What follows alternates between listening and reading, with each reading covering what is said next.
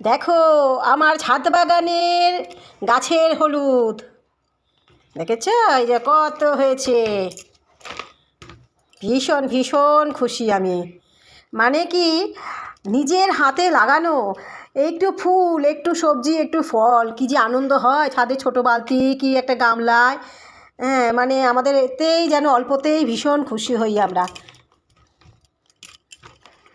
দেখো কত হলুদ হয়েছে, কি সুন্দর। আর একটা স্পেশাল কালকে একটা ডিজাইন আমি বানিয়েছি, সেটা নিউ ইয়ারের জন্য থাকলো, সেটা নিউ ইয়ারে পোস্ট করব।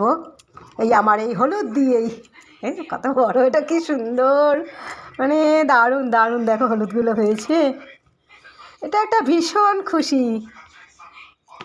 নিজের হাতে লাগানো গাছে যদি কিছু অল্প কিছু হয় না, ভীষণ ভালো লাগে। দেখো অনেক হয়েছে, অনেক। আর এটা সত্যি রান্নায় দিলে কিন্তু দারুণ ব্যাপার। এগুলো যদি একটু বেটে এই কাঁচা হলুদ রান্না করা যায়, আগে তো দেখতাম মা দিদিরা সব বেটেই, মানে হলুদ এইসব বেটেই রান্না করতো। এখন তো সব গুঁড়ো হয়েছে, কিন্তু এটা কিন্তু অরিজিনাল। আমি জিরে গুঁড়ো অরিজিনালি ভেজে দিই, এটা একদম দারুণ।